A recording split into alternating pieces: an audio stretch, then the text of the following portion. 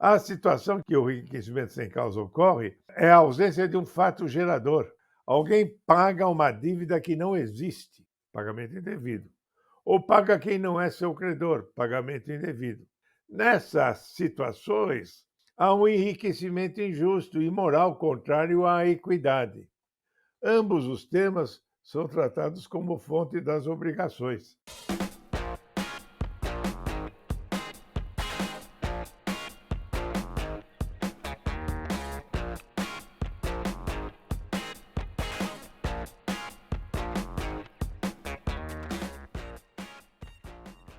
Olá, meus caros colegas, alunos, amigos. Hoje tratamos de uma temática geral do direito das obrigações que não é muito estudada e, quando o problema surge na prática, nem sempre é muito bem resolvida. Trata-se do enriquecimento sem causa e do pagamento indevido. O pagamento indevido é mais fácil de entender. E por que as duas matérias juntas? Porque o pagamento indevido é uma das modalidades do enriquecimento sem causa, tem a mesma natureza. Nós não tínhamos, no código anterior e nem na legislação anterior, uma norma genérica sobre o enriquecimento sem causa que nos veio nesse atual Código Civil de 2002. Os artigos 876 e 883 do nosso código tratam do pagamento indevido. E o 884 a 886 tratam do enriquecimento sem causa. A matéria devia estar invertida, porque o enriquecimento sem causa é o gênero e o pagamento indevido é uma espécie. Ambos são fontes de obrigações. Muitos dizem que são fonte autônoma de obrigações, como os atos unilaterais de promessa de recompensa, aposta, jogo, gestão de negócios. Mas o enriquecimento sem causa é uma fonte de obrigações porque ele faz nascer uma obrigação, que é a obrigação de devolver o que foi injustamente recebido ou o que foi injustamente, usando a terminologia do tópico, injustamente enriquecido. Mesmo no nosso sistema anterior, a ausência de texto legal, a problemática não era resolvida. E qual o fundamento básico do enriquecimento sem causa? É frequente que uma parte tenha aumento patrimonial e outra uma diminuição. Nos contratos unilaterais é isso que ocorre, na doação, por exemplo. É isso que ocorre. Mas a situação que o enriquecimento sem causa ocorre é a ausência de um fato gerador. Alguém paga uma dívida que não existe, pagamento indevido. Ou paga quem não é seu credor, pagamento indevido. Nessas situações, há um enriquecimento injusto e imoral contrário à equidade. Ambos os temas são tratados como fonte das obrigações. Mas por que tanto se fala em enriquecimento sem causa e pouco se estuda? Porque, de fato, a matéria é mais complexa. Vamos dar um exemplo bem simples para que vocês consigam entender. Eu visito um amigo e esqueço meu telefone celular na casa dele. E ele vai ficando com o telefone. Eu podia dar um exemplo mais antigo, mas estou dando um exemplo moderno, atual. Aí eu ligo para esse meu amigo no telefone dele, falo: olha, eu esqueci meu telefone aí, você pode me devolver? Olha, posso, mas eu gostei muito dele, eu vou ficar com ele. Enriquecimento sem causa. Um exemplo clássico, fácil de entender. Nós vamos fazer exemplos mais complicados. Ai, ai, ai, se fosse tudo simples assim, nas situações práticas. Né? Então, tanto no pagamento indevido como no enriquecimento sem causa, se deve entender que são fontes autônomas de obrigações. não a fonte histórica, não é? Direito romano, etc., mas fontes de onde nascem as obrigações, os contratos e, em última análise, a lei. No Código de 16, eram fonte das obrigações o contrato, a declaração unilateral de vontade e o ato ilícito. E, em qualquer hipótese, a lei deve ser colocada aí, que é a fonte última das obrigações. O imposto, por exemplo, é uma fonte de obrigação criada pela lei, os impostos, né? E há obrigações que não nascem de fontes clássicas, entre os quais está o pagamento devido e o enriquecimento sem causa, conclusão que podemos chegar na nossa lei. O Código de 2002 coloca entre os atos unilaterais geradores de obrigações, junto com gestão de negócios, etc. O Código português foi expresso em incluir o enriquecimento sem causa como fonte autônoma de obrigações. E ele diz, né, essa obrigação de restituir, a obrigação de restituir algo que se recebeu. E no direito romano não havia uma sistematização. Aliás, a sistematização do direito romano demorou muito. Nós só vamos ter mesmo uma sistematização já no século VI da era cristã, com Justiniano. Mas os romanos conheciam a problemática. E eu já lhes falei várias vezes que no direito romano nós não tínhamos leis materiais. O direito romano era processual, ele vivia de ações. Tinha direito quem tinha ação, quem o pretor dava uma ação. E as condições, que eram as ações, concediam o remédio necessário. Então, se alguém, em lugar do celular, naquela época, esqueceu o cavalo na casa de outrem, ele ia pedir o cavalo de volta. Ele teria que ter uma ação para readquirir o cavalo. Quando no digesto, que já temos uma sistemática moderna, o enriquecimento sem causa ele se identificava com o pagamento injusto.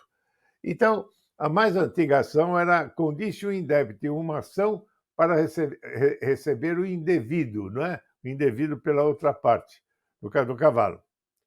Muitas das ideias romanas estão expostas nos textos de hoje, como direito positivo, em várias legislações. Mas as legislações dão tratamento diferente. Por exemplo, o sistema alemão, mais novo do que o sistema francês.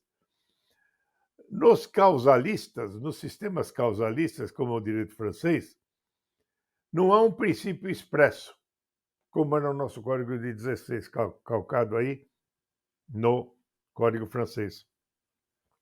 Afora situações de pagamento indevido nos contratos, nos sistemas do direito alemão, o contrato era abstrato. E o Código alemão deu o contorno legislativo. É a primeira lei universal que dá um sistema legislativo ao enriquecimento sem causa. A ação de enriquecimento sem causa é sempre subsidiária, quando não existe uma ação de responsabilidade civil ou contratual. É diferente de eu ter emprestado o meu cavalo ao vizinho, ou meu celular a alguém, e ele não me devolve. Aí é comodato, contrato. Então eu tenho um contrato para pedir ação. A ação é ex-contrato, ela deriva do contrato. E é diferente quem surrupiou o meu celular e ficou com ele porque aí é ato ilícito, furto, não é? No enriquecimento sem causa, por isso que está a temática sem causa, nós não temos uma causa visível, ou não existe mesmo causa. Há um enriquecimento injusto sempre que houver uma vantagem de cunho econômico sem justa causa em detrimento de outrem. E diz o artigo 884, aquele que, sem justa causa, se enriquecer à custa de outrem, será obrigado a restituir o indevidamente oferido, feita a atualização dos valores monetários. O objeto pode ser de coisas corpóreas ou incorpóreas. Eu posso ter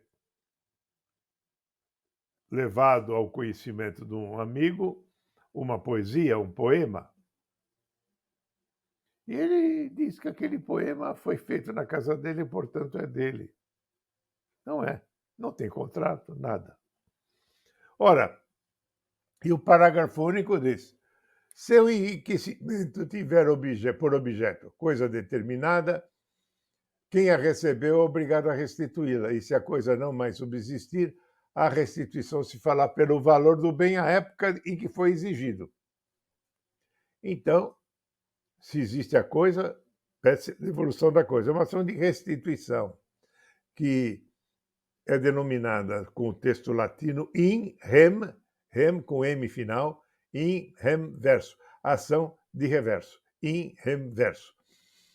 O enriquecimento independe de ato positivo de quem recebeu, do accipiens, ou até mesmo dos solvens, porque fica afastada a ideia de perdas e danos e de ato ilícito, e também de contratos.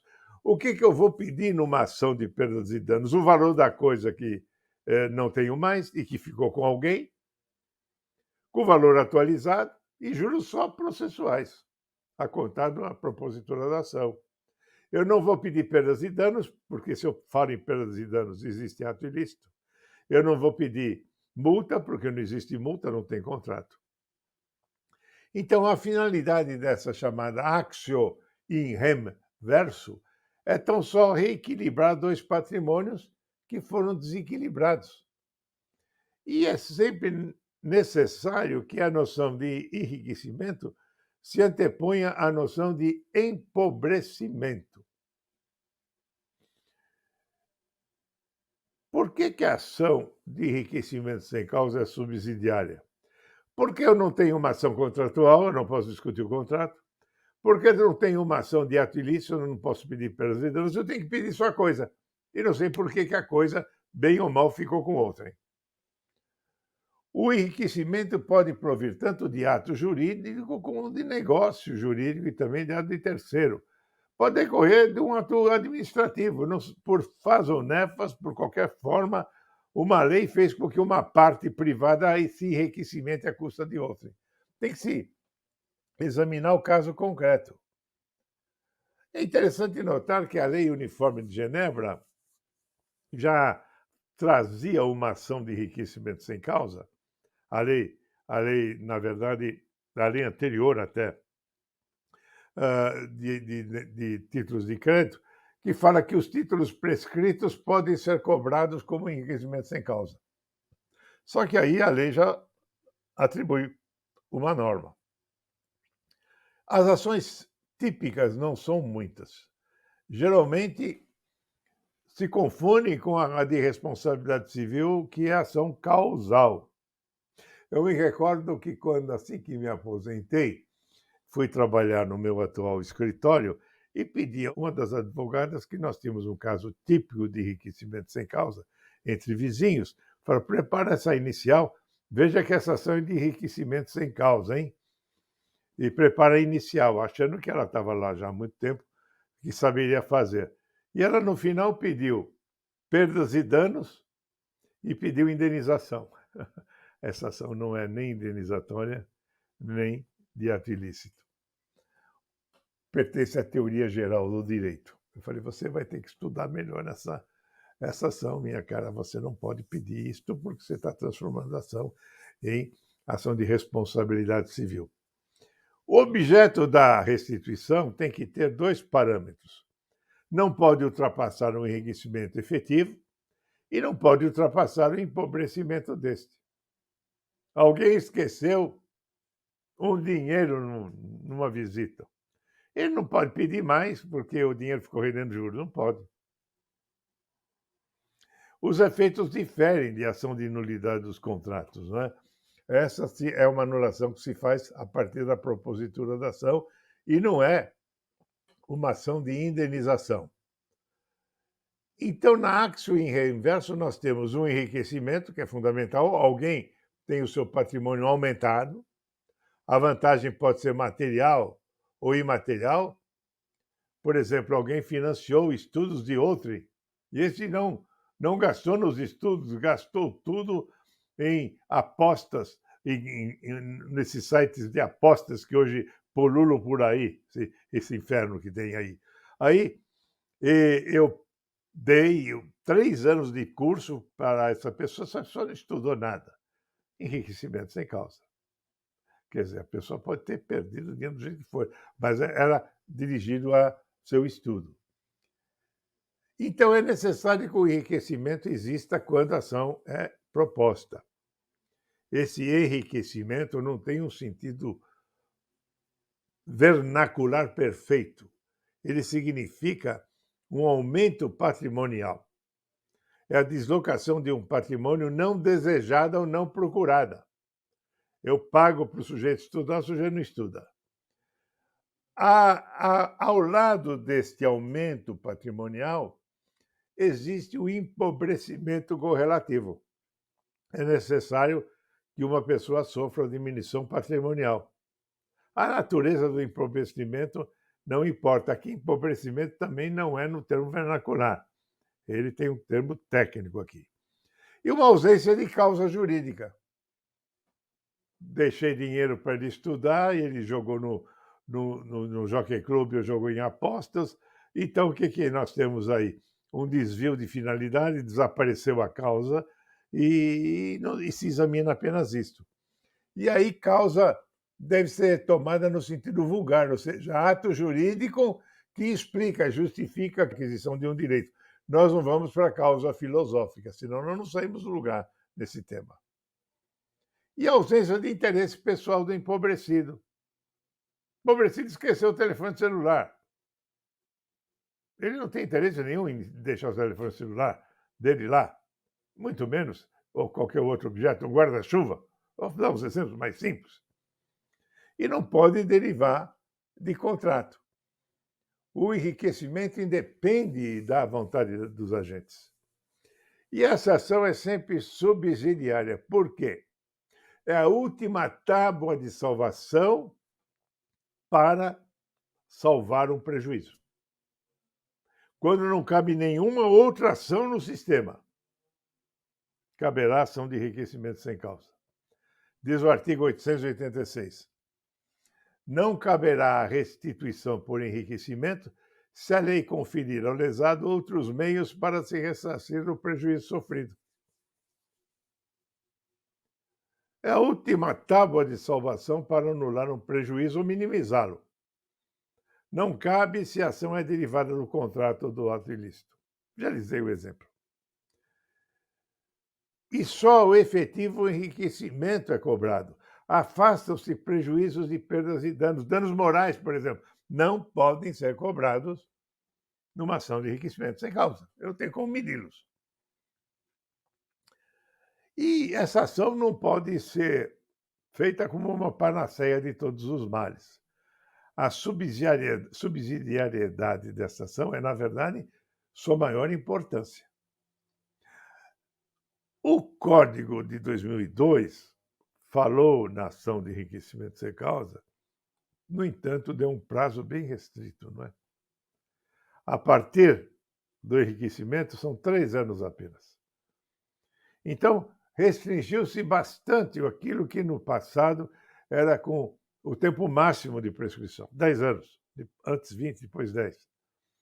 Hoje, a ação prescreve em 3 anos.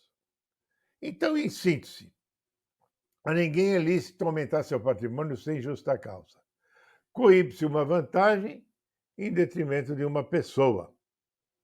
E o prazo prescricional está no artigo 206, parágrafo 3º, 4, prazo contado a partir do enriquecimento. Este é o maior empecilho, ao meu ver, da ação de enriquecimento sem causa. É um prazo exíguo demais por uma ação tão importante. E o pagamento indevido, hein?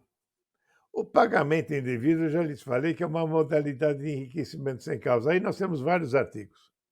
Ele já era disciplinado no Código de 16, por isso que no Código de 16 entendia-se que também era cabível a ação de enriquecimento sem causa. O pagamento, em geral, sempre supõe o fim natural de uma obrigação. A obrigação não existe, eu pago a Antônio quando devo a João, tem que pedir devolução, em reverso. E o artigo 876 diz que é a obrigação de restituir aquele que recebeu o que não lhe era devido e dívida condicional antes de cumprir a obrigação. A ideia é a inexistência do débito, a existência de fato gerador. Também é fonte de obrigação, é um corolário do enriquecimento sem causa, é por isso que eu entendo ainda, que ele devia estar antes da disciplina do enriquecimento sem causa. Quais são os pressupostos? É uma modalidade do enriquecimento sem causa e tem dois aspectos. Há um pagamento e agora nós entramos numa temática mais complexa, porque a lei exige o erro dos solvens, o erro de quem pagou, um aspecto subjetivo no artigo 877. Diz esse artigo: ao que pagou indevidamente, incumbe a prova de tê-lo feito por erro. Nem sempre é fácil. O erro aqui tem uma amplitude maior do que o erro no vício dos negócios jurídicos. Então, quando se paga alguém que não é credor, está provado. Mas há situações em que o pagamento é coisa diversa da contratada. Ele tem que pagar em feijão, ele paga em soja. E o pagamento antecipado não tem a ver com enriquecimento sem causa. Eu devo 1.000 para pagar no dia 30, pago no dia 25. O pagamento é perfeito. Fiel à doutrina romana subjetiva, apenas quanto ao pagamento e não quanto ao enriquecimento sem causa é que se exige o erro. No enriquecimento sem causa, em geral, não se fala de erro. No pagamento indivíduo, o ônus é de quem pagou. Quem pagou mal tem que provar que o fez. O erro deve ser visto como uma noção subsidiária. Erro faz parte do pagamento voluntário. Quem pagou coativamente não precisa provar o erro. Quem pagou o imposto, se não ia sofrer multa, não paga por erro, paga porque é obrigado a pagar. Aí não é sem causa. E, por vezes, a prova de erro será sumamente gravosa, não é? O direito brasileiro não presume o erro, quando devia presumi-lo. E não se distingue também, como a gente faz no negócio jurídico em geral, erro grosseiro e erro leve.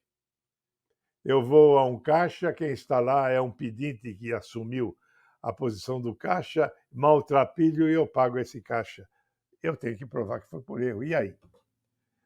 O Código Português fala esse sim erro desculpável. Por vezes a gente vai ao Código Português e verifica que o Código Português, em muitos aspectos, é muito melhor que o nosso. E também se aplica quando se paga mais do que se deve. Eu devo 1.000, pago 1.500, tem que pedir a devolução de 500. A dívida convencional, paga antes do implemento, é pagamento indevido. Pagarei se houver o casamento de fulano de tal. Eles marcaram o casamento, vão casar e eu já cobro. Ainda não houve casamento. É feito por erro. É igual ao pagamento feito por erro. E há situações que não se admite anular por erro, como, por exemplo, as dívidas prescritas e obrigação natural. A dívida prescrita continua existindo. Quem paga a dívida prescrita paga bem. E as dívidas de jogo, essencialmente de jogo, também não admitem repetição. E diz o artigo 883, não terá direito à repetição aquele que deu alguma coisa para obter fim ilícito, imoral ou proibido por lei. Alguém que financia a compra de armas para assaltos é evidente que não terá direito à repetição, porque estaria repetindo a sua própria torpeza. E o artigo 880 diz que é isento de restituir aquele que recebeu parte de dívida verdadeira e inutilizou o título e deixou prescrever a ação. Fica resguardada a ação contra o verdadeiro devedor, ação de enriquecimento sem causa. E o código tem várias hipóteses depois, a partir do artigo 879, de pagamento indevido que teve por fim um imóvel. O que transferiu um imóvel objeto de pagamento indevido pode pedir as restituições. E tem várias situações particulares que eu não vou trazer aqui, porque são essencialmente particularíssimas.